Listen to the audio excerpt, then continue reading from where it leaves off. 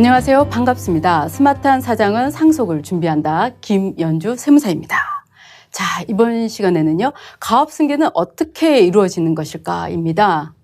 자, 가업승계. 우선 가업승계의 성격에 대해서 한번 알아보도록 하겠습니다. 이 가업승계는요, 이 사업의 동질성을 유지하면서 상속이나 증여를 통해 후계자에게 회사를 넘겨주는 것입니다. 현재 우리나라 기업의 가장 핵심 화두가 되고 있죠. 그것은 이 장수기업을 마련하기 위한 근간을 이루고 있는 것입니다.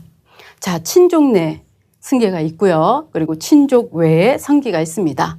그리고 제3자에게 매각하는 경우가 세 가지로 해서 이 가업승계가 이루어지고 있습니다. 자, 먼저 이 가업승계 프로세스는요, 기업의 현재 상황을 먼저 파악을 해야 됩니다. 자산, 부채, 그리고 기업의 경영 성과도 평가해야 되고요. 자금을 어떤 식으로 조달하고 있는지도 알아보아야 됩니다. 그리고 회사의 가장 중요한 인적 자원이 적절하게 이루어지고 있는지도 보아야 되고, 회사가 경쟁력을 가지고 있는가, 경영상의 리스크는 없는지를 확인해 보셔야 됩니다. 그리고 회사의 그 이해관계자, 주요한 이해관계자들의 그 관계도 형성을 한번 확인을 점검을 하셔야 되고요. 회사의 자치 규정인 그 정관, 그리고 사내 규정도 정비를 하셔야 됩니다. 그리고 창업자의 재산, 가장 중요하죠. 창업자의 재산을 먼저 파악을 해서 예상되는 상속세를 추정을 해야 되고요. 어떤 식으로 우리가 이 상속세에 남아있는 상속인들이 이 재원을 조달할 것인지, 그리고 어떤 식으로 대비를 할 것인지 반드시 확인을 거치셔야 합니다. 자, 이해관계자들의 의견, 그리고 조정, 소통이 필요한데요. 이 이해관계자들은 내부 이해관계자와 외부 이해관계자가 있습니다. 내부 이해관계자는 이런 창업주의 가족, 친족, 임직원이 되죠. 그리고 외부 이해관계자는 고객, 채권자, 주주 등이 됩니다. 이 장수기업의 근간이 되는 가업승계의 중요성, 이런 필요성을요, 이런 주요 이해관계자들에게 반드시 설명을 하고 소통을 해야 합니다. 만약에 이 창업주, 아주 오랜 관계에 있는 이해관계자들이 만약에 거센 반발을 한다면 어떤 결과가 있을까요? 그것은 이 후계자를 인정받지 못하는 경우도 있고요. 이 형제 간의 갈등과 반목이 생길 수가 있습니다. 따라서 이러한 이유로 해서 기업의 경쟁력이 저하되고 기업 발전에 큰 원동력을 상실하는 경우가 있습니다.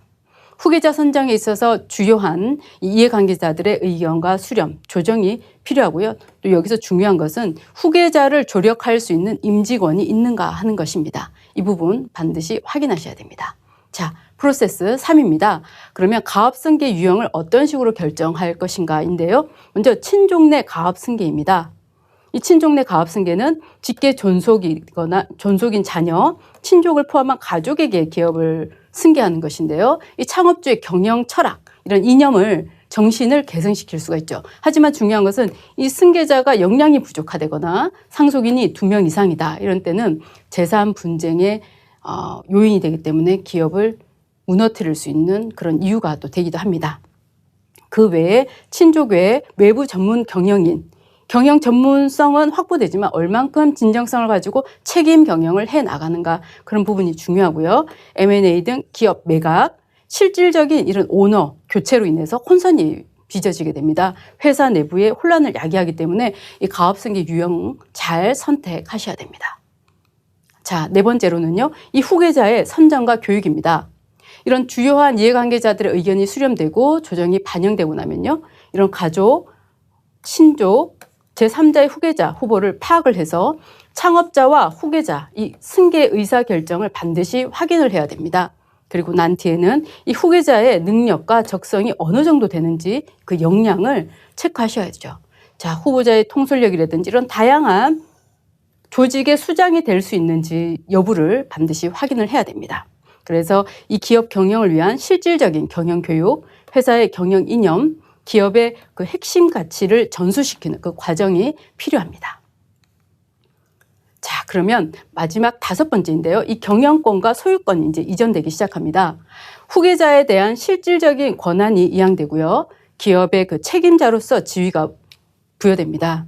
따라서 회사의 이해관계자들에게 이 경영권과 소유권의 이전을 그야말로 공식화하는 것입니다.